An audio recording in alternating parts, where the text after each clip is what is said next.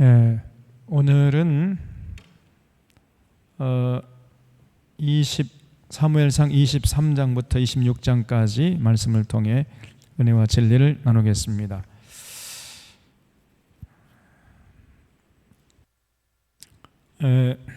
이 다윗이 그 사울의 칼날을 피해서 도피하는 중에 그일라라는 그 부근을 지날 때에 블레셋 사람들이 그일라로 쳐들어와서 그일라 사람들을 약탈하고 강탈해가는 이런 광경을 봤어요. 그때 이제 다윗이 하나님께 여쭙습니다. 하나님, 제가 그냥 못 본 채 하고 가는 게 좋겠습니까? 아니면 그일라 사람들을 도와줘서 그들을 블레셋 사람들의 손에서 구출하는 게 좋겠습니까? 어느 것이 하나님의 뜻입니까? 이렇게 물었더니 하나님의 뜻은, 하나님이 응답하시기를 네가 가서 그일라 사람들을 도와줘라. 그래서 그들을 블레셋 사람들의 손에서 구출해 줘라. 이렇게 응답하시는 거예요. 그러니까 이제 다윗이 그 하나님의 뜻이니까 그 뜻대로 하려고 하니까 그 주변에 있는 그 식솔들이 뜯어 말렸어요.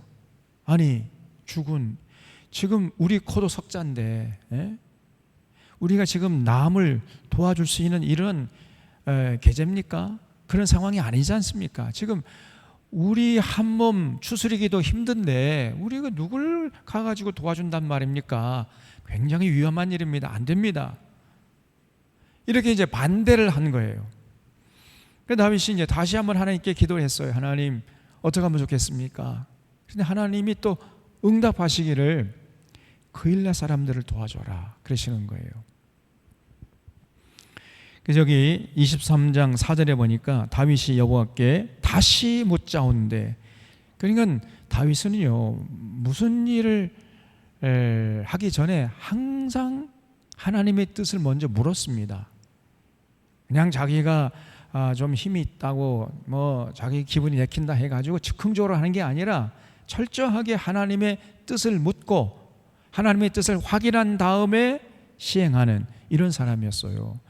이걸 우리가 좀 본받을 필요가 있습니다. 특별히 중요한 일일수록 여러분 철저하게 하나님의 뜻을 묻고 결정하는 게 중요합니다. 그래서 다윗이 이제 하나님께 다시 물었더니 여호와께서 대답하여 이르시되 일어나 그일라로 내려가라. 내가 블레셋 사람들을 내 손에 넘기리라. 이렇게 응답하신 거예요. 야, 참 여러분, 우리도요, 이렇게 기도하면 기도하는 족족 하나님이 딱 응답을 해주시고 음성을 들려주시면 이게 하나님의 뜻이다 딱 알려주시면 얼마나 좋겠습니까? 그렇죠? 그러면 우리도 그 하나님의 뜻대로 할 용의가 있어요, 없어요? 근데 문제는 뭐냐? 아무리 기도해도 이거 젠장 하나님이 응답하지 않은, 이게 도대체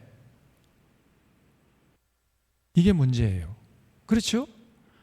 다윗처럼 우리가 딱 기도하면 하나님이 즉각적으로 응답해 주셔가지고 분명히 하나님의 뜻을 알게 해주시면은 우리도 그렇게 할 용의가 있는데, 문제는 우리가 아무리 기도해도 이게 진짜 하나님의 뜻인지 아닌지 긴가민가 확실하게 확신할 수가 없단 말이에요. 이게 문제예요. 그러면 어떻게 하면은 우리가 하나님의 뜻을 확실하게 알 수 있겠습니까? 어떻게 하면 우리 기도에 하나님이 즉각적으로 응답할 수 있게 되겠냐 그 말이에요. 응? 그 비결이 뭡니까? 굉장히 중요한 문제죠. 여러분 어떻게 하고 있어요? 예? 정답은 다 나와 있죠? 평소에 우리가요, 창세기 요한계시록까지 말씀을 깊이 읽고 통전적으로 볼 수 있는 안목을 빨리 회복하는 거예요. 그리고 기도하잖아요. 기도하다 보면은 하나님이 즉각적으로 뭐 우리 귀에 그 달팽이관을 울려가지고 음성을 들리지 않아도 이게 하나님의 뜻이구나라는 게 어렴풋하게 느껴져요, 안 느껴져요? 그게 하나님의 응답이에요, 여러분. 우리가 성경 전체를 볼 수 있는 안목이 없기 때문에 이게 하나님의 뜻인가 아닌가, 이게 긴가민가해. 근데 창세기, 요한계시록까지 말씀을 통해 계시하시는 하나님을 깊이 인격적으로 만나고 그 하나님의 섭리와 하나님의 그 성품과 하나님의 계획을 우리가 말씀을 통해 확신하고 있으면은 어떤 상황이 딱 부딪힐 때 우리가 그 상황에서 하나님의 뜻을 구하게 되면요, 마음속에 이게 하나님의 뜻이라는 확신이 든다니까요. 그러면 그 뜻대로 하면 되는 겁니다. 그래서 중요한 것은 성경, 빨리 여러분이 창세기, 요한계시록까지 성경 전체적으로 볼 수 있는 안목, 성경의 전체적인 내용을 통해서 계시하시는 하나님을 깊이 인격적으로 만나려고 하는 이러한 자세를 잊지 말아야 돼. 대부분 사람들이 성경을 부분적으로, 파편적으로, 또 미흡하게, 부족하게 알아요. 그러니까 하나님의 뜻이 긴가민가하고 또 하나님의 뜻이라고 확신하는데 그게 하나님의 뜻이 아닌 경우가 많습니다. 그래서 성경이 중요한 거예요. 성경이 우리 신앙과 삶의 유일한 기준이 뭐예요? 성경이죠. 성경을 통전적으로 볼 수 있는 안목을 갖추게 되면 다윗처럼 우리가 기도하면 하나님의 뜻이 이것이구나 라고 우리 마음속에 확신이 들게 된단 말이에요. 그래서 우리도 이 다윗처럼 하나님의 인도하심을 받으면서 살 수 있는 그런 복된 인생이 된단 말이에요. 그래서 여러분 성경을 잘 활용하실 수 있어야 돼요. 성경. 그리고 두 번째는 주변에 아주 신실한 믿음의 사람들이 있어요. 평소에 저분의 말과 행동이, 저분의 신앙과 삶이 정말 신실하고 믿을 만하다, 그런 분을 눈여겨봤다가 그분에 가서 상담하는 겁니다. 그래서 이 성경과 이 상담을, 이 두 가지 방법을 잘 이렇게 적절하게 활용하게 되면 하나님의 뜻이 무언가가 분명하게 이게 물 위에, 수면 위로 드러나게 돼 있어요. 그러면 그걸 확신하고 그렇게 그 뜻대로 우리가 살아가면요, 하나님의 인도하심을 받으면서 사는 인생이 된단 말이에요. 굉장히 중요한 비결입니다. 어쨌든 이제 다윗이, 주변 사람들은 반대를 했어요. 아니 지금 우리도 지금 죽을 지경인데 우리가 지금 그일라 주민 도와줄 형편이 됩니까 지금? 이렇게 이제 반대했지만은 다윗은 하나님의 뜻을 따라서 그일라 주민을 구해주러 나섰고 결국은 하나님의 도우심으로 블레셋 군대를 물리치고 그일라 주민들을 구해줬어요. 자, 그러면 그일라 사람들은 이제 어떻게 해야 됩니까? 다윗에게 어떤 대우를 해야 되는 거예요? 고맙다고 해야 할 거 아닙니까? 이 은혜를 어떻게 갚아야 될 줄 모르겠습니다 라고 감사의 인사를 하고 다윗을 뭐 융숭하게 대접하지는 않더라도 감사 정도는 해야 할 거 아니에요.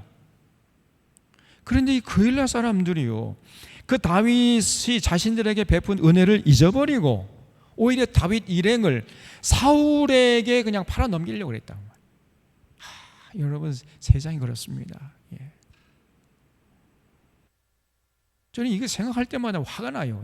뭐 이런 놈들이 다 있어 이게. 그래서 여기 23장에 보면요,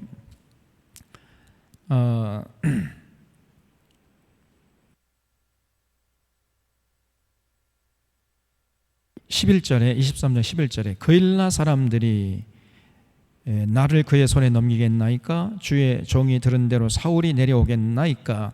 이스라엘의 하나님 여호와여, 원컨대 주의 종에게 일러주옵소서 하니 여호와께서 이르시되 그가 내려오리라 하신지라 그랬죠. 여기 7절에 나오네요. 다윗이 그일라에 온 것을 어떤 사람이 사울에게 알림해. 그러니까 지금 다윗이 그일라 주민을 도와주고 그일라에 머물고 있다는 사실을 쪼르르 달려가 가지고 사울에게 알려준 놈이 있었다는 거예요. 그러니까 사울이 잘됐다 해가지고 막 군대를 몰고 지금 그일라로 쳐들어오는데, 그러니까 다윗이 또 하나님께 기도한 거죠.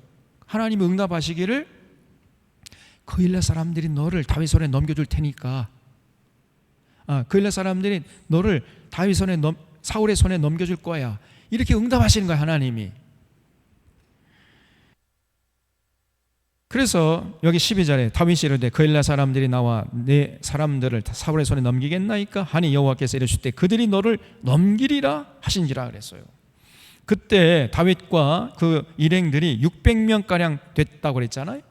약 600명이니까 군사들만 600명이니까 거기에 딸린 뭐 식솔들까지 합하면은 약 6, 4, 14 한 2,000명 이상 되는 그런 사람들이 지금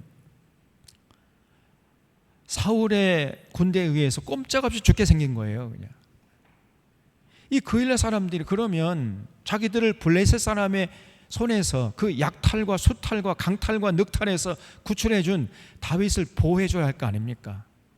근데 오히려 사울의 군대에게 넘겨주려고 한단 말이죠.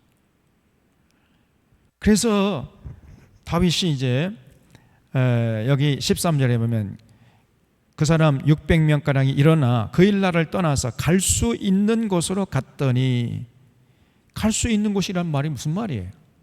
정처 없이 떠났다는 거예요. 정처 없이 갈 곳을 정하지 못하고 그냥 급히 떠났다는 얘기입니다. 갈 수 있는 곳 어디든지 갔다는 거예요. 그냥 왜냐하면 거기 있으면은 당장 이제 사울의 군대 포로 잡혀가지고 죽을 수밖에 없으니까. 그래서 갈 수 있는 곳으로 갔더니 다윗이 그일라에서 피한 것을 어떤 사람이 또 사울에게 말하며 사울이 가기를 거치니라.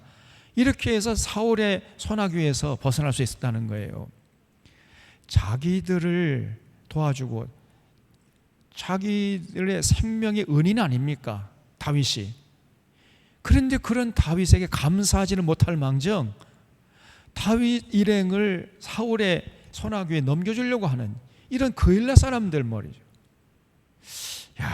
참 이 사람이라는 게요, 여러분 정말 이 믿을 만한 게 못 되는 것 같아요. 자기들에게 그렇게 은혜를 베풀었는데 은혜를 원수로 갚고 있잖아요. 이게 보통 사람들입니다, 여러분. 내가 은혜를 베풀었으니까 저 사람이 나한테 어떤 그 반대급부를 주겠지, 그렇게 생각 못 사냅니다. 그 너무나 순진한 생각이에요. 그냥 우리는 단지 사랑을 베풀고 은혜를 베푸는 것으로 만족할 줄 알아야 됩니다. 더 이상 뭘 기대하지 마세요. 기대했다가는 반드시 낭패를 보거나 그 기대가 무너져요. 그러니까 그냥 내가 참 섬김을 할 수 있는 여건과 형편이 됐다, 그것만으로 감사하고 만족할 줄 알아야 됩니다. 더 이상 뭘 기대하지 마세요. 그래서 사람이라는 것은 섬길 대상이지 신뢰하고 의지할 대상은 아니다. 항상 이 생각을 가지고 여러분 살아가는 게 여러분 신상에 좋은 거예요. 사람 의지하고 사람 뭐 기대하려고 하다가 낭패당하는 이런 실수를 범하지 말아야 돼. 예수님도 그랬잖아요. 참 공중에 나는 새도 집이 있고 여우도 굴이 있지만 인자는 머리 들 곳이 없다. 그러면서 그냥 자기 주변에 몰려들어 가지고 뭐 그냥 막 간이라도 빼줄 것 같은 이렇게 행동하는 사람들 의지하지 않았어요. 인간이라는 건 섬길 대상이지 의지할 대상은 아니다라는 걸 예수님이 알고 계셨던 것입니다. 그래서 우리도 그런 자세를 잃지 않는 것이 그것이 하나의 지혜입니다. 지혜. 이 다윗과 이 그일라 사람들 보면은요, 참 저는 읽다가도 화가 난다니까. 어떻게 이렇게 행동할 수 있냔 말이에요. 오늘날도 똑같습니다. 이 대한민국의 이 국민들이 자기들을 그렇게 행복하게 해주려고, 민주주의를 누리게 해주려고 하는 이런 민주정부는 외면해버리고, 저런 머저리 같은 놈 저거 이 민족 반역자 아닙니까?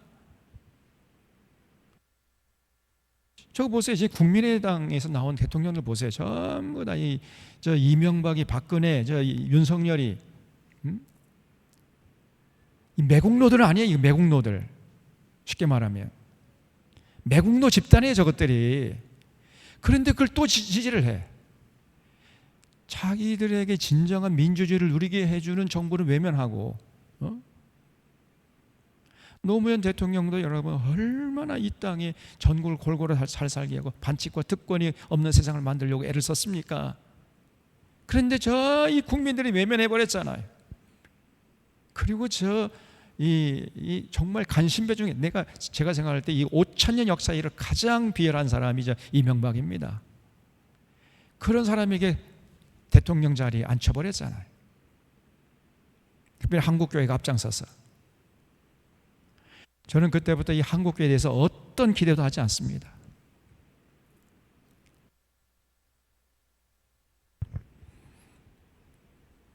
전혀 은혜와 진리를 알지 못하는 자들이에요.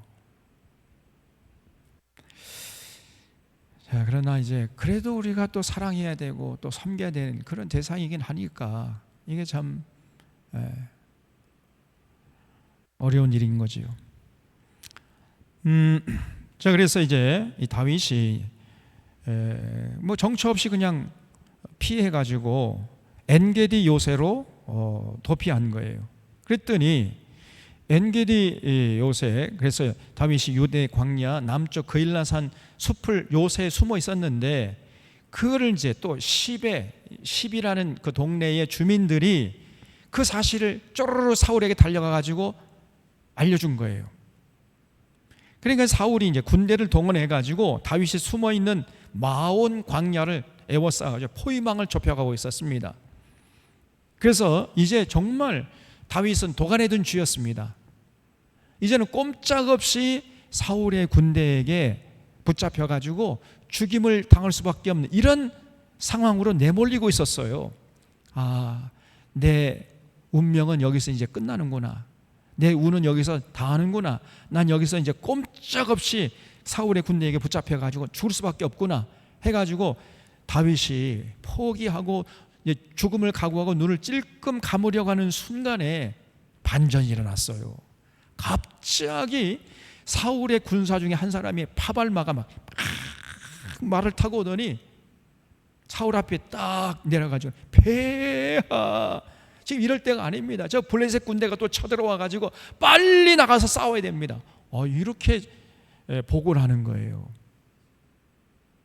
그러니까 사울이 지금 다윗을 다 잡았어요. 도간에 둔 중인데 다 잡으려고 하는 순간에 그 보고를 듣고 그냥 입맛을 쩝쩝 다시면서, 아이고 이거 다 잡은 다윗인데, 입맛을 쩝쩝 다시면서 할 수 없이 군대를 철수해가지고 블레셋 군대에 싸우러 갔다는 거예요. 그래서 다윗이 살아날 수 있었습니다. 여기 24절에 보면 그들이 일어나 사울보다 먼저 시브로 가니라. 다윗과 그의 사람들이 광야 남쪽 마온 광야 아라바에 있더니 사울과 그의 사람들이 찾으러 온 것을 어떤 사람이 다윗에게 아뢰매, 이에 다윗이 바위로 내려가 마온 황무지에 있더니 사울이 듣고 마온 황무지로 다윗을 따라가서는 사울이 산 이쪽으로 가며 다윗과 그의 사람들은 산 저쪽으로 가며 다윗이 사울을 두려워하여 급히 피하려 하였으니 이는 사울과 그의 사람들이 다윗과 그의 사람들을 애워싸고 잡으려 함이었더라. 그러니까 완전히 다윗 일행이 도간에 든 쥐였다는 거예요. 사울의 군사가 이제 그 지역을 완전히 포위하고 이제 포위망을 지금 점점 좁혀 들어오는 상황이었어요. 그래서 다윗이 아이고 나 이제 꼼짝없이 붙잡혔구나라고 생각하는 순간에 전령이 다가온 거예요. 전령이 27절에 사울에게 와서 이르되 급히 오소서 블레셋 사람들이 땅을 침노하나이다. 폐하, 지금 이럴 때가 아닙니다. 지금 블레셋 군대가 쳐들어와가지고 빨리 나가야 되겠습니다. 이렇게 다급하게 보고하는 거예요. 이에 사울이 다윗 뒤쫓기를 그치고 돌아와 블레셋 사람들을 치러 갔으므로 그것을 셀라 하맛 느곳이라 칭하니라. 다윗이 거기서 올라가서 엔게디 요새에 머무니라. 이렇게 해서 다윗이 살아났던 거예요. 하나님이 다윗을 선한 손으로 지켜주셨던 겁니다. 참이 또 이런 성경 말씀 읽으면 막 그냥 통쾌하잖아요. 역시 우리 하나님이시구나. 하나님이 하나님의 뜻을 따르려고 하는 하나님의 사람들을 절대 포기하지 않으시구나. 이걸 확인하면서요, 하나님을 찬양하지 않을 수가 없는 거죠. 그래서 24장에 보면 이제 또 사울이 결국은 블레셋 사람하고 전쟁에 나가서 이제 블레셋 사람을 쫓아내고 다시 돌아오니까 다윗이 어디 숨어 있다는 정보를 또 알게 된 거예요. 그래서 여기 2절에 보니까 사울이 온 이스라엘에서 택한 사람 3,000명을 거느리고 다윗과 그의 사람들을 찾으러 들염소 바위로 간다. 다윗 한 사람 잡기 위해서 사울이 이스라엘 군대 3,000명을 동원했다는 거예요. 3,000명. 여러분 3,000명이면은 우리 나라 대한민국 군대 1개 사단을 동원한 거죠. 1개 사단. 1개 사단이 한 3,000명 되지요.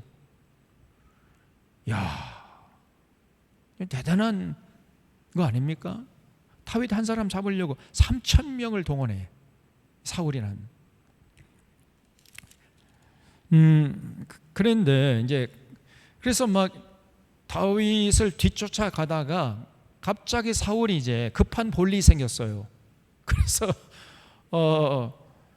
이제 그쪽이 어디냐면 엔게디 광야인데, 이 엔게디 광야라는 게 사해 근방이에요. 사해. 그 사해가 굉장히 메마른 땅이거든요. 우리가 이제 내년에 2월 달에 가볼 텐데, 엔게디 광야는요 굉장히 굴이 많습니다. 아주 메마른 땅이에요. 그래서 그 많은 굴 중에서 이제 어느 한 굴을 택해 가지고 사울이 급한 볼일을 보려고 이제 응가를 하고 있었는데, 해필이면 사울이 택한 그 굴 깊은 그 속에 누가 숨어 있었어요? 다윗이 숨어 있었다는 말이에요. 다윗이. 근데 사울은 그 사실을 모르고 굴 입구에서 이제 급한 볼일을 보고 있었어요. 그랬더니 저 뒤에 있던 이제 부하들이 죽은 하나님이 주신 절호의 기회입니다. 저놈을 그냥 당장에 목을 칩시다. 우리가 무슨 죄가 있다고 우리를 잡아 죽이려고 저렇게 불을 켜고 달려드는 저 미친놈을 가만둬서 안 되겠습니다. 이렇게 하는데 안 돼. 하나님이 기름 부어 세운 자를 함부로 우리가 죽일 수 없다. 다윗이 이렇게 나오는 거예요. 그래서 여기 4절에 보면요, 다윗의 사람들이 이르되 보소서, 여호와께서 당신에게 이르시기를 내가 원수를 내 손에 넘기리니 내 생각에 좋은 대로 그에게 행하라 하시더니 이것이 그날이니이다 하니, 다윗이 일어나서 사울의 겉옷자락을 가만히 벤 다음에, 그런 다음에 이제 다윗의 마음이 찔렸어요. 그래서 자기 사람들에게 6절, 내가 손을 들어 여호와의 기름 부음 받은 내 주를 치는 것은 여호와께서 금하시는 것이니 이는 여호와의 기름 부음을 받은 자가 됨이니라 하고, 다윗이 이 말로 자기 사람들 금하여 사울을 해치지 못하게 하니라. 그래서 사울이 아무 일도 없는 것처럼 이제 굴에서 나가가지고 자기 길을 갔다는 거예요. 다윗이 조금이라도 그냥 다른 마음 먹었으면요, 그날 사울은 죽었습니다. 죽은 목숨이었어요. 나 같으면 어떻게 했을까? 얄짤없지요. 그냥 저거 사울은 당장 죽은 몸이야 저거. 근데 다윗은 안 그랬어요. 참 이 다윗의 사람 됨됨이가 대단하지요.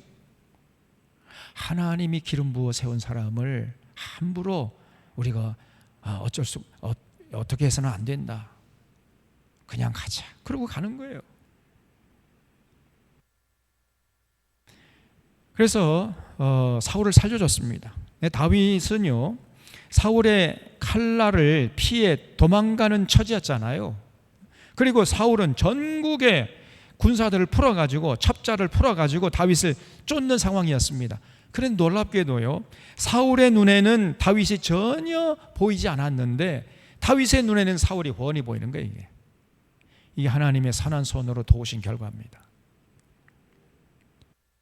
얼마나 참 놀라운 일이에요. 사울은 그 많은 군사들을 풀어가지고 그냥 막 이잡듯이 지금 뒤져가지고 다윗을 잡으려고 눈에 불을 켜고 있는데 전혀 다윗이 어디 있는지 보이질 않아요.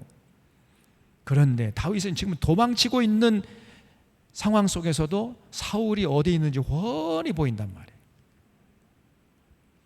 나머지에 보겠습니다만은 이제 26장에 보면요, 또다시 다윗이 사울을 죽일 수 있는 기회를 얻었어요. 그래도 안 죽이는 이런 모습을 이제 보게 되는데, 참 이게 하나님의 선한 손으로 도우시는 결과입니다. 하나님이 다윗 편이었어요. 그러니 뭐 어떻게 사울이 다윗을 이길 수 있겠습니까?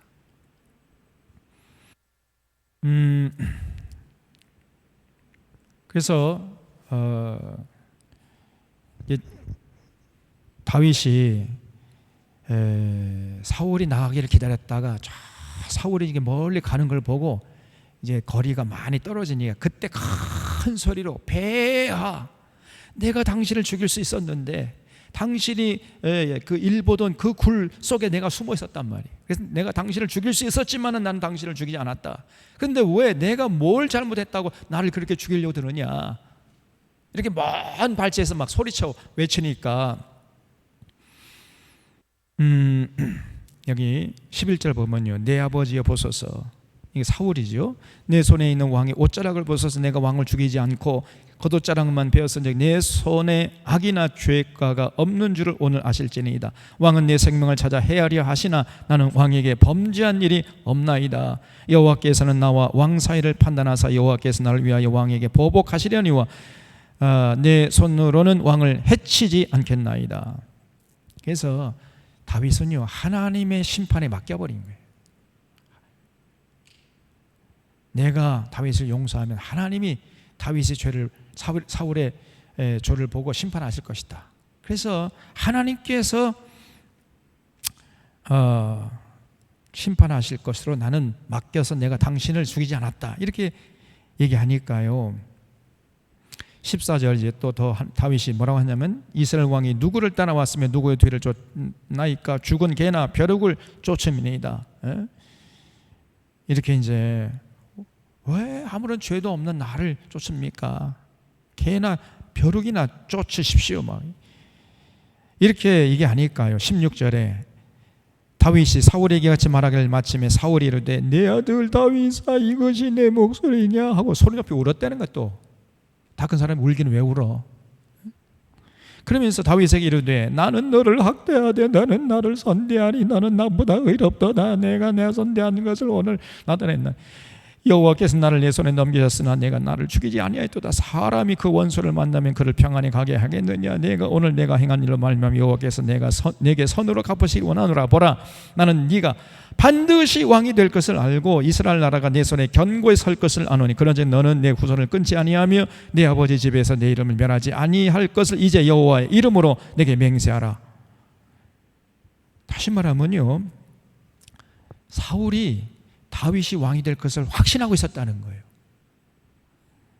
그러면서 나는 너를 죽이려 했는데 너는 나를 죽이지 않아서 참 너 정말 대단한 사람이다. 네가 장차 왕이 될 것인데 그 왕이 되면은 이제 나와 내 후손들을 선대해 줘라. 그렇게 얘기하면서 돌아서서는 또 다윗을 죽이려고 그래. 그러니까 말과 행동이 완전히 따로 노는 사람이에요, 이 사람이. 말은 이렇게 하는데 행동은 저렇게 해버려요. 꼭 누가 생각나죠? 저 윤석열이라는 사람이, 내가 보니까 저 사람은 정신병에 가야 할 사람입니다. 정신병원에. 대통령 자리에 앉아있으면 안 되는 사람이에요, 저 사람이. 말은 뭐 그냥 번지를 하는데 행동은 전혀 정반대로만 하고 있잖아요.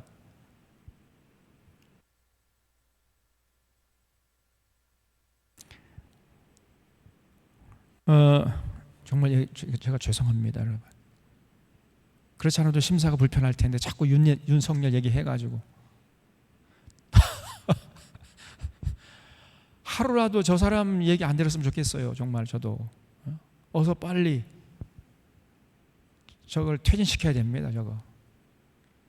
근데 자꾸 일본 가서 미국 가서 뭐 나댄다고 하는데 무슨 짓을 할지 몰라요. 그게 겁나는 겁니다. 저런 생각과 저런 사상을 가진 사람인데, 예?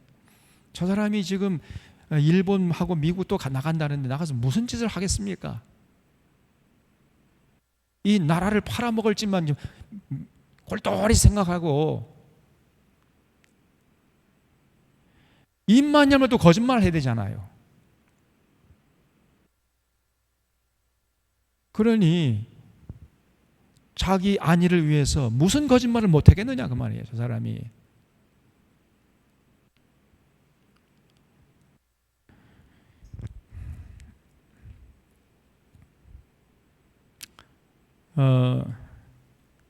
그래서 이 사울의 그 아바타야 보니까요. 사울의 아바타가 윤석열입니다. 전혀 말과 행동이 일치가 안 되고 엉뚱한 정반대로 가고 있잖아 지금. 꼭 사울이 그랬습니다, 여러분.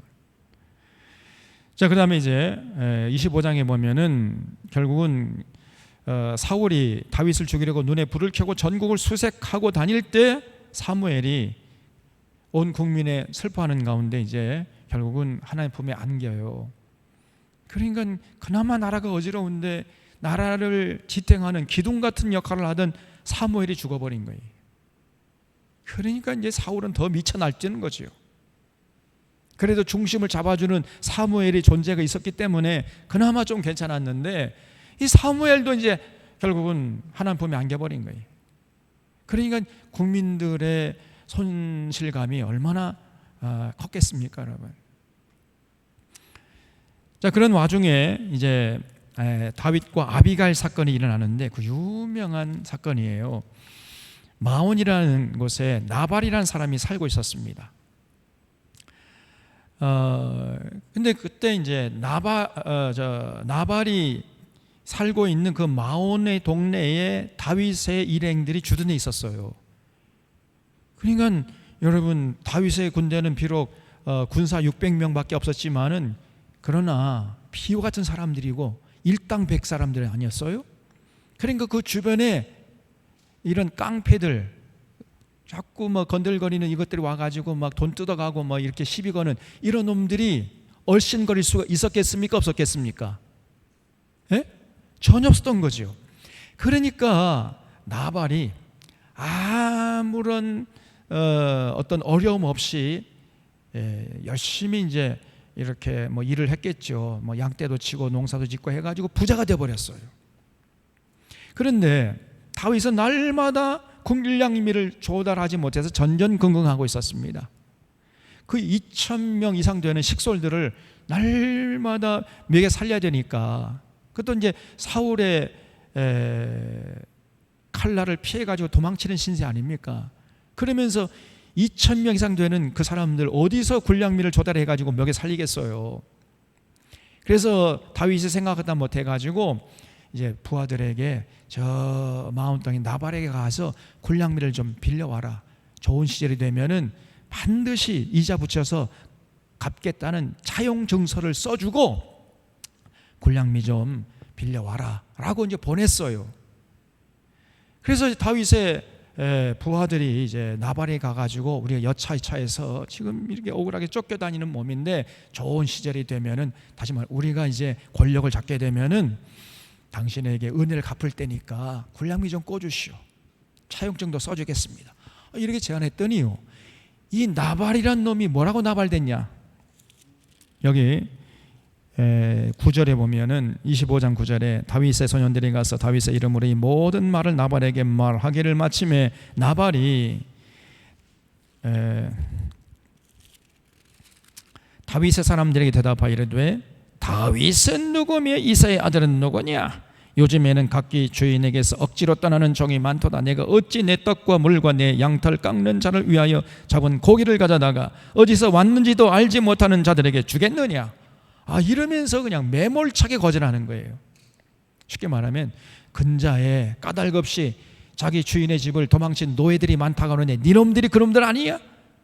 이러면서 군량미를 꿔주지 않을 뿐 아니라 아주 그냥 막 조롱을 하고 보냈던 거예요. 그 말을 듣자마자 다윗이 이 배은망덕한 놈 말이야, 우리 덕분에 지가 부자 된 줄 모르고 이런 놈을 살려둘 수 없다. 너희들 다 칼을 차라. 군사 400명을 거느리고요, 이제 나발의 집으로 쳐들어가는 거예요. 근데 그 소식을 나발의 아내 아비가일이라는 여자가 있었는데, 아비가일이 들은 거예요. 큰일 났거든요. 그래서 이제 그 집안에 군량미로 뭐 제공할 만한 것 이것저것 다 싸가지고 다윗을 맞으러 나간 겁니다. 다윗을 보자마자 그냥 넙죽 엎드리면서 하는 말이, 내 남편이 어리석었다.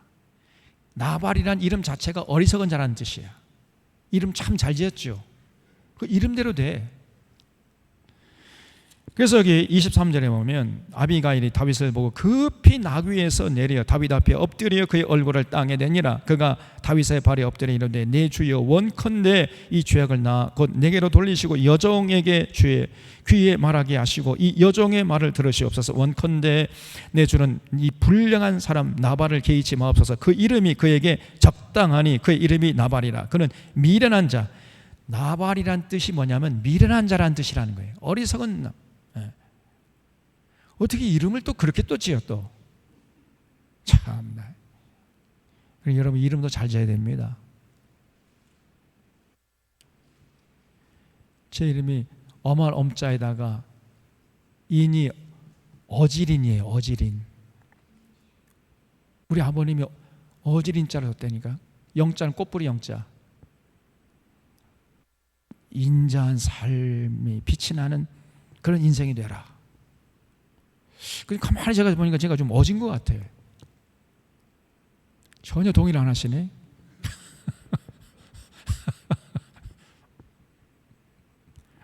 이 나발이라는 것은 이 미련한 자라는 뜻이라는 거예요. 미련한 자. 그 이름이 나발이라. 그는 미련한 자니이다.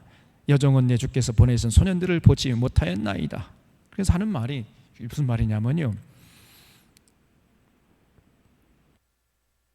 다윗 폐하, 내 남편이 아주 어리석고 미련한 사람이니까. 근데 그 정말 네 남편이 너무 다윗에게, 폐하에게, 주군에게 정말 무리한 짓을 했는데 내가 그 자리에 없었다는 거예요. 나는 몰랐습니다. 내가 그 자리에 없어서, 그렇게 내 남편이, 저 미련한 사람이 다윗을 몰라보고 그렇게 무리한 짓을 했는데, 그러니 제발 좀 용서해 주십시오. 그리고 이제 주군께서는 좀 있으면 왕이 될 사람 아닙니까? 왕이 될 사람이 손에 피를 묻히면 그것도 별로 좋은 거 아니니까 제가 이 군량미 드릴 테니까 이거 받으시고 제발 저 어리석은 제 남편 용서해 주십시오. 이렇게 나온 거예요. 그래서 그런 이제 아비가일을 보고 다윗이요, 마음이 조금 풀린 거예요. 32절에 다윗이 아비가일에게 이르되, 오늘 너를 보내어 나를 영접하게 하신 이스라엘 하나님 여호와를 찬송할지로다. 또 내 지혜를 칭찬할지며 또 내게 복이 있을지로다. 그 다윗이 아비가일의 말을 들으면서 그 마음속의 분노가 볶는 녹듯이 사르르 녹아버린 거예요. 이 아비가일이 참 지혜로운 여인이었습니다. 저는 천국 가면요, 이 아비가일 좀 보고 싶어요. 야, 어떻게 이렇게 말을 정말 감동스럽게 이렇게 말을 하냔 말이에요. 근데 또 어떻게 그런 지혜로운 여인이 그런 그 미련하고 말이에요. 여기 나발이 말이에요. 여기 25장 2절 다시 돌아가 보세요. 나발을 지금 소개하고 있는 장면이 나오는데, 마온에 한 사람이 있는데 그의 생업이 갈멜에 있고 심히 부해서 양이 3,000마리, 염소가 1,000마리이므로 그가 갈멜에서 그의 양 털을 깎고 있었으니 그 사람의 이름은 나발이요 그의 아내 이름은 아비가일이라. 그 여자는 총명하고 용모가 아름다우나 남자는 완고하고 행실이 악하며 그는 갈렙 족속이었더라. 아니, 아비가일은 그렇게 지혜롭고 아름다운 여인이었는데 그 남편 되는 나발이란 놈은요, 완고하고 행실이 악한 사람이었다는 거예요. 아니, 어떻게 이렇게 전혀 다른 두 남녀가 부부가 돼가지고 같이 살 수 있겠냔 말이에요. 이게 너무 아비가일이 아깝지요. 왜 이렇게 세상이 조용합니까? 아니, 아니 어떻게 그렇게 아름답고 지혜로운 여인이 저런 사람만도 못한, 이 개만도 못한 사람을 살고 있냔 말이에요. 저게 사람입니까?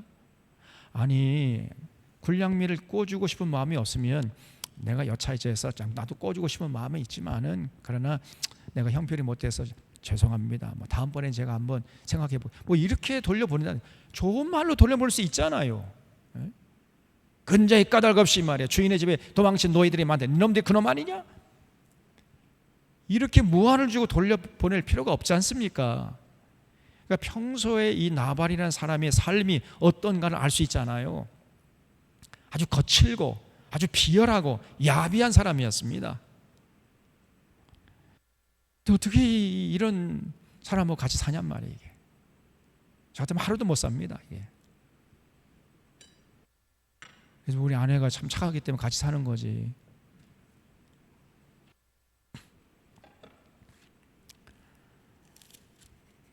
그래서 이 다윗이 아비가일의 말에 감동을 받은 거예요. 그래서 내가 너의 지혜를 칭찬할지며 내게 복이 있을지로다. 이렇게 다윗이 아비가일을 축복을 했어요.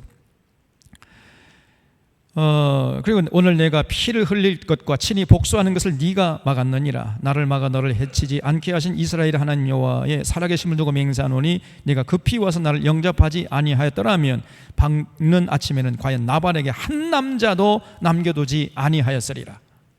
이게 원래 원뜻을 보면요, 이게 의역을 한 건데 직역을 뭐냐면은 벽에다가 오줌 누는, 벽에다가 다리를 들고 오줌 누는 놈은 한 사람도 남기지 않고 다 죽이려고 했다, 이런 뜻이에요. 벽에다가 다리 들고 오줌을 누는 사람은 남자입니까 여자입니까? 여자는 그렇게 할 수가 없잖아요. 그래서 이게 이제 의역을 한 거죠. 그래서 내가 오늘 이 나발의 집 남자들 다 죽이려고 했는데 너의 그 지혜로운 말 때문에 내가 이제 용서한다. 그리고 다윗이 굴량미를 받고 돌아갔어요. 그래서 이제 다윗을 돌려보내고 아비가일이 이제 집에 돌아오니까 나발이란 놈이 마치 자기가 왕이 된 것처럼 착각하면서 왕이 입는 자색, 왕복을 입고요, 산의 진미를 다 그냥 막 수많은 막 먹을 것 막 기름진 것을 다 이렇게 진산에 넣고 혼자 먹고 있어요. 혼자.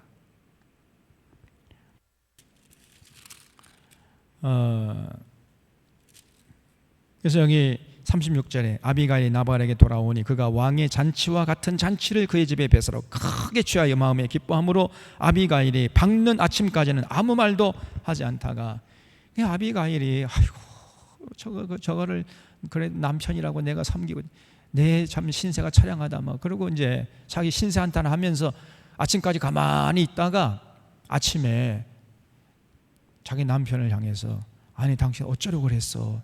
나 아니었으면 어제 당신 다윗에 죽었어 그냥. 그러니까 갑자기 몸이 굳어지더니 아무 말도 못하고요, 쓰러져 가지고 10일 동안 앓다가 그냥 죽어버렸어. 나발이 나발되다 죽어버린 거예요. 그냥 잘 죽었죠? 더 이상 살 가치가 없는 자입니다. 저런 사람은. 윤석열 같은 사람 살아봤자 죄만 지을 뿐이에요. 밥을 똥으로 만드는 기계에 불과한 거지. 빨리 죽는 게 나아요. 저 사람 자기를 위해서라도, 그 주변 사람들 위해서라도. 아무런 가치가 없는 사람 아닙니까? 그래서 여기 37절에 보니 아침에 나발이 포도주에 깬 후에 그의 아내가 그에게 이 일을 말하며 그가 낙담하여 몸이 돌과 같이 되었더니 한 열흘 후에 여호와께서 나발을 치시며 그가 죽어버린 겁니다. 그래서 이제 다윗이 나발이 죽었다는 소식을 듣자마자 자기 부하들을 보내가지고 너희들 말이야 아비가일을 아주 극진하게 예우해가 내게 데려와라. 이렇게 해서 아비가일을 데려온 다음에 다윗이 자기 아내 삼았어요.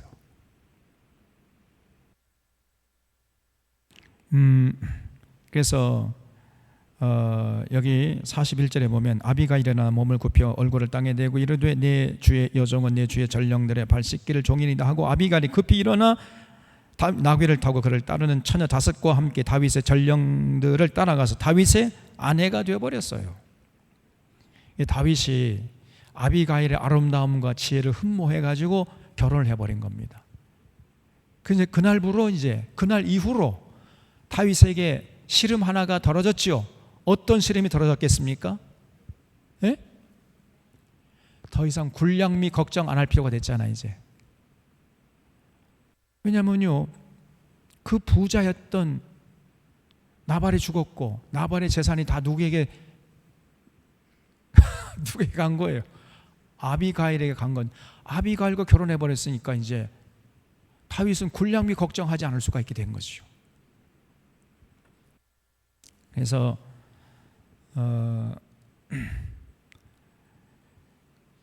다윗은 더 이상 군량미 걱정을 하지 않을 수 있게 된 계기가 아비가일과 결혼한 건데, 물론 이제 아비가일이 아름답고 지혜롭고 총명했기 때문에 뭐 결혼했을 수 있었지만은 사실 그 나이로 보면요, 당시 다윗은 한 30세 전후였어요. 다윗이 아니 30세도 안 된 상황이었죠. 30세도 안 된 20대 중후반 정도 그런 나이였습니다. 다윗이. 거기에 비해서 아비가일은 한 50대 정도 되는 여인이었어요. 한 20살 이상 나이가 차이가 났거든요. 그리고 그러니까 상당히 다윗 입장에서 볼 때는 굉장히 자기 뭐 큰 눈이 뻘 정도 되는 그런 여인과 결혼한 거예요. 왜 결혼했겠습니까? 예? 뭐 때문에? 그렇죠. 아비가일이 어떤 여인이에요? 아비가일 어떤 여인이었어요? 과부죠, 과부. 근데 보통 과부가 아니라 돈 많은 과부야. 돈 많은 과부. 근데 한 가지 더 있어요. 돈 많고 안 지혜로운 건 좀 뒷전이고 돈 많고 명 짧은 과부였다 그 말이에요.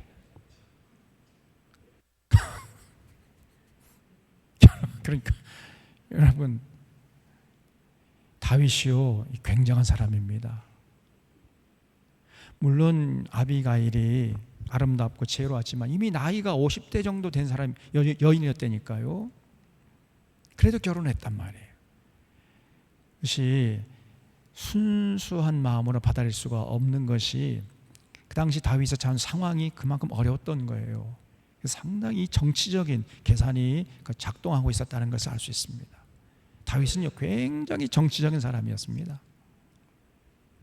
나중에 그런 것을 우리가 자주 확인해 볼 수 있는데, 그래서 나중에 이게 또 이제 문제가 돼요. 그래서 다윗이 뭐 이 여자 저 여자 해가지고 막 아내 삼아가지고 그 아내 몸에서 이제 왕자들이 태어나고 나중에 또 왕자의 난이 일어나고 막 이런, 나중에 그래서 다윗의 말년이 굉장히 좋지 않게 됩니다. 여러분, 진짜 결혼이라는 것은 오직 딱 한 가지, 뭐 때문에 결혼해야 되는 거예요? 사랑 때문에 결혼해야 돼. 사랑. 다른 게 개입돼서는 안 돼. 사랑함으로 결혼해야지. 재산 보고 뭐 아니면 저 사람이 무슨 좋은 가문에 아니면 또 높은 자리에 앉으니까 뭐 윤석열이나 저 누구냐 김건희 같이 이런 식으로 저 두고 보세요. 저 얼마 못 갑니다. 반드시 불행하게 될 겁니다. 절대 그렇게 해서 결혼하면 안 돼요. 결혼이 자기 목적을 이루는 수단으로 지금 삼았잖아요, 저 사람들이. 그 검찰총장의 권력 그거를 이용해 먹은 거 아닙니까? 저 김건희라는 여자가 반드시 불행해지게 되어 있습니다. 저는 이제 말년이 절대로 행복한 말년을 누리지 못해요. 저 사람 두고 보세요.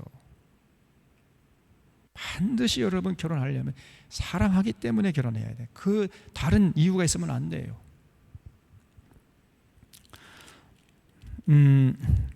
자, 그래서 이제 결국은 다윗이 결혼하니까 43절에 다윗이 또 이스라엘 아히노암을 또 아내로 맞은 거예요. 그냥 다윗이 그 도피하는 와중에도 그냥 이 여자 저 여자 또 아내로 맞아들였어요. 그들 두 사람이 그의 아내가 되니라. 사울이 결국 다윗이 결혼했다는 소식이 이제 들렸는지 그의 딸 다윗의 아내 미가를 갈림에 사는 라이스의 아들 발덱에 줘버린 거예요. 그냥. 자, 그다음에 26장에 보면은 이제 또 다윗이 사울을 살려주는 이런 사건이 일어나는데, 다윗이 이제 하길라 산에 숨어 있다는 정보를 듣고 사울이 이번에도 군사 3,000명을 동원해 가지고 다윗을 추격하러 간 겁니다. 그래서 하길라 산에 도착하냐 보니까 너무 피곤하고 날이 또 저무르니까 이제 진영을 형성해 가지고 그 진영 한복판에 들어가서 사울이 잠을 자고 있었어요. 그때 다윗이 그 사울의 진영에 이제 몰래 숨어 들어간 겁니다. 그 아비새라는 아주 특출한 그 군사하고 이제 딱 들어가 보니까 그 사울이 이제 진영 한복판에서 잠을 자고 있고 그 주변에 사울의 군사들이 사울을 보호하기 위해서 뚝 둘러가지고 잠을 자고 있어요. 그걸 몰래 이제 포복해 들어가가지고 그 포위망을 뚫고 사울까지 이제 접근 들어가서 마음만 먹으면 얼마든지 사울을 죽일 수 있는 이런 상황이 됐습니다. 아비새가 죽은 하나님이 준 절호의 기회입니다. 저놈을 그냥 명령만 내리시면 제가 단칼에 목을 칠 테니까 명령만 내려주십시오. 이렇게 나오는 거예요. 이번에도 다윗이 아니야, 그럴 수 없어, 그냥 가자. 그러고는 사울의 곁에 있던 물병과 칼을 그냥 가지고 그냥 나와버려요. 여기 6절에 보면 26장 6절에 이에 다윗이 햇사람 아히멜렉과 수랴의 아들 요압의 아우 아비새에게 물어 이르되 누가 나와 더불어 진영에 내려가서 사울에게 이르겠느냐 하니 아비새가 이르되 내가 함께 가겠나이다. 다윗과 아비새가 이 두 사람이 이제 특공대가 되어가지고 밤에 그 백성에게 나아가 본즉 사울이 진영 가운데 누워 자고 창은 머리 곁 땅에 꽂혀 있고 아브넬과 백성들은 그를 둘러 누웠는지라. 아비새가 다윗에게 이르되 하나님이 오늘 당신의 원수를 당신의 손에 넘기셨나이다. 그러므로 청하오니 내가 창으로 그를 찔러 단번에 땅에 꽂게 하소서. 내가 그를 2번 찌를 것이 없으리이다.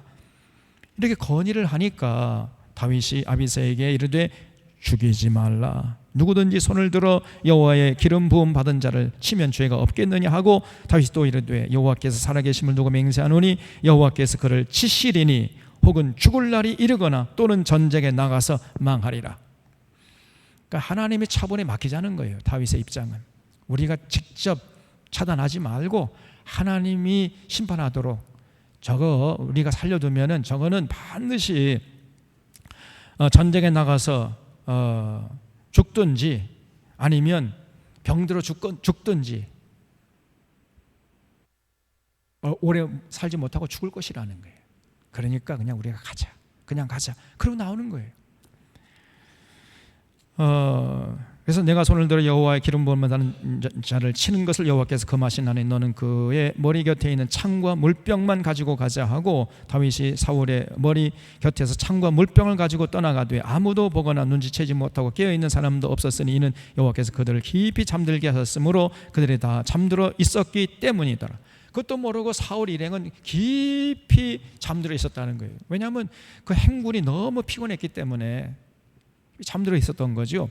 그래서 이제 사울의 진영에서 이렇게 이제 벗어난 다음에 멀리 떨어진 다음에 다윗이 또 큰 소리 외쳤어요. 아니 내가 무슨 죄를 지었다고 이렇게 나를 죽이려고 듭니까? 오늘 내가 당신 또 죽일 수 있었지만은 죽이지 않았습니다. 그러니 다시는 나를 죽일 생각하지 마시오. 이렇게 또 이제 외친 거예요. 사울이 그 말을 듣고 깨어나가지고 21절에 사울이 이르되 내가 범죄하였도다. 내 아들 다윗아 돌아오라. 내가 오늘 내 생명을 귀하게 여겼으니 내가 다시는 너를 해치지 안니하리라. 내가 어리석은 일을 하였으니 대단히 잘못되었도다. 이렇게 또 잘못했다고 또 용서를 빌어요. 또 다윗이 대답하여 이르되 왕은 창을 벗어서 한 소년을 보내어 가져가게 하소서. 여호와께서 사람에게 그의 공의와 신실을 따라 갚으리시리니 이는 여호와께서 오늘 왕을 내 손에 넘기셨으되 나는 손을 들어 여호와의 기름 부음 받은 자를 치기를 원치 아니하였습니다. 오늘 왕의 생명을 내가 중히 여긴 것 같이 내 생명을 여호와께서 중히 여기셔서 모든 환난에서 나를 구하시어 내시기를 바라나이다 하니라. 그랬더니 사울이 다윗에게 이르되 내 아들 다윗아, 내게 복이 있을지로다. 네가 큰 일을 행하겠고 반드시 승리를 얻으리라. 이러면서 이제 다윗을 축복해 놓고는 돌아서서 또 죽이려고 그래요. 다윗을. 이게 사울이었습니다. 그래서 사울이 다윗에게 내가 대단히 잘못했다, 다시는 너를 해치지 않겠다고 약속을 해놓고는 이 약속은요 그냥 입에 발린 말이었어요. 공연불에 불과한 것입니다. 돌아서면 다윗을 죽이려고 덤벼드는 거예요. 그러니까 다윗이 이제 아이쿠 지금까지는 어떻게 하나님의 은혜로 내가 살았지만은 앞으로 어떻게 될지 모르겠다 해가지고 사울의 칼날을 피해서 이제 블레셋 진영으로 망명을 떠나요. 다윗이. 그런 내용이 이제 27장에서 쭉 나오는데 그 내용은 이제 다음 주에 살펴보기로 하고, 어쨌든 여러분 다윗은요 도피 생활 10년 동안 날마다 하나님의 선한 손에 인도하심을 받는 이런 체험을 날마다 한 거예요. 날마다, 시간마다, 순간마다 하나님이 지금 나와 함께 하시고 나를 도와주시는구나, 하나님의 선한 손에 날 지금 보호하고 계시는구나, 이거를 깨달은, 이걸 체험했던 사람이 다윗입니다. 그래서 다윗은 도피 생활을 마치는 날 하나님의 은혜를 찬양하는 기도를 올렸는데 그것이 시편 18편이에요. 시편 18편 한번 펴보세요. 시편 18편에 보면은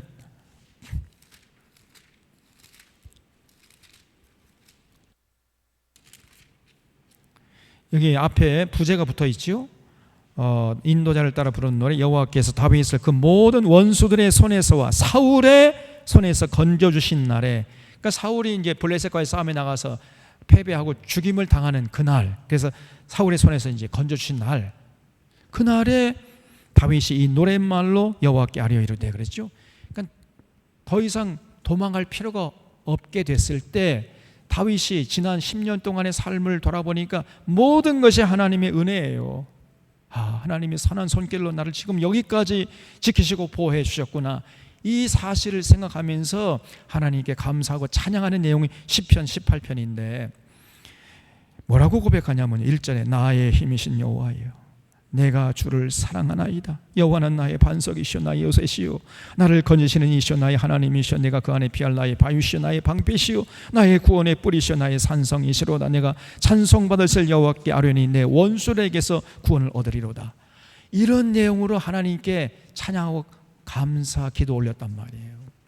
이것이 남아가지고 역사 속에 문서로 남아가지고 시편에 들어오게 된 겁니다.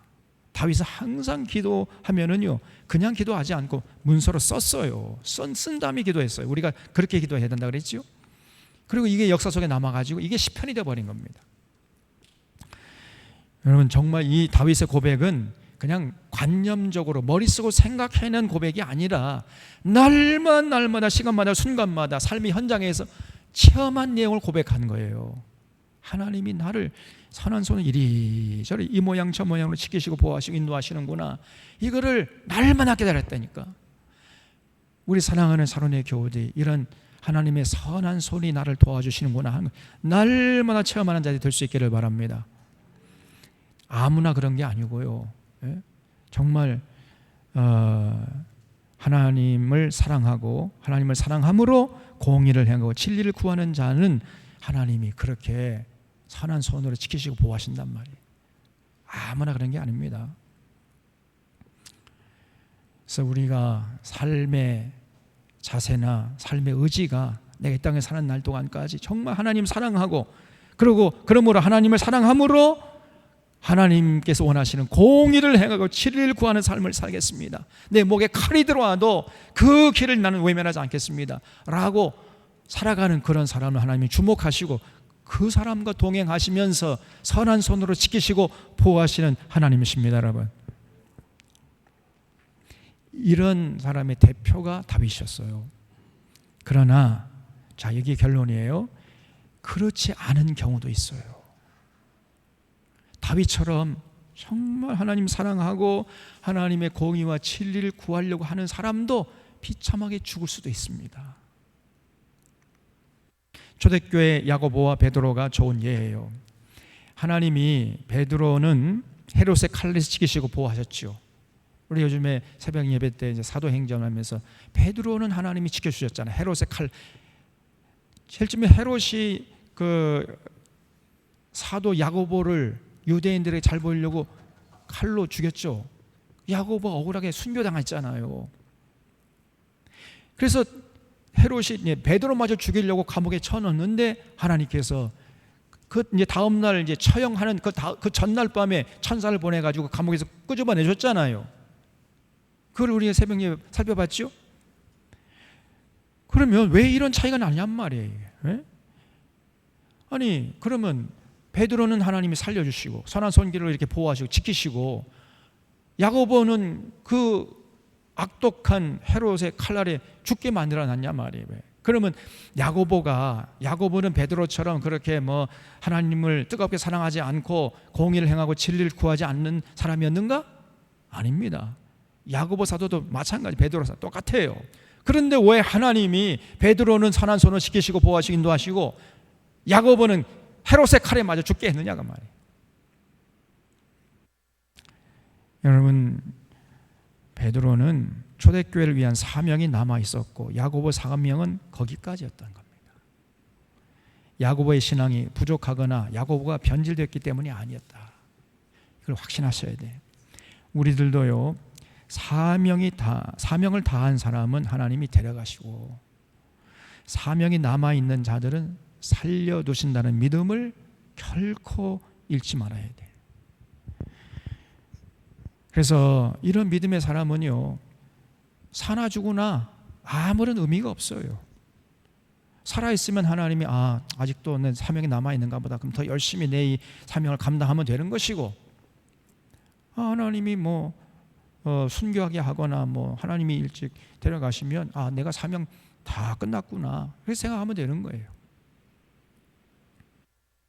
바울이 그랬죠. 내가 사나 죽으나 나는 아무 의미가 없고 사나 죽으나 난 주의 것이다, 이렇게 고백했잖아요. 그래서 여러분, 우리가 그 현상만 보지 말고요, 정말 하나님의 사람은 하나님이 선한 손으로 인도하십니다.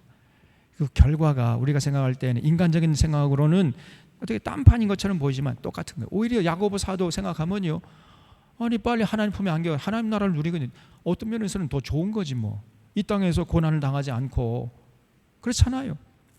천국의 소망, 부활의 소망이 있는 자들은 바울처럼 나 빨리 하나님께 가고 싶다 그랬잖아요. 오히려 하나님이 야고보 사도를 더 사랑할 경우일 수도 있어요. 그렇지 않습니까? 그래도 이 세상에 더 여러분 오래 살고 싶어요? 그러니까 우리 생각을 좀 바꿔야 돼. 아무 일이 없으면 하나님이 나를 사랑하시는 것이고 하나님의 선한 손에 나를 지키시는 거고, 고난받고 핍박받으면 하나님의 선한 손에 나를 지키지 않는 것이고, 이러한 단순 무지한 신앙에서 빨리 벗어나야 돼. 그래서 이제 다윗 경우에는 아직 사명이 남아 있었어요. 그래서 하나님이 지키시고 보호하신 거고, 사명 다한 사람은 하나님이 빨리 데려갈 수 있는 거죠. 그래서 우리는 어떤 형편에 처하든지 간에 하나님을 사랑하고 하나님을 신뢰하는, 절대 신뢰하고 절대 의지하는 이런 모습을 잃지 말아야 됩니다. 이게 진짜 믿음의 사람이에요. 사랑하는 차론의 교우들이 이런 믿음을 가지고 끝까지 승리할 수 있기를 바랍니다. 기도하겠습니다.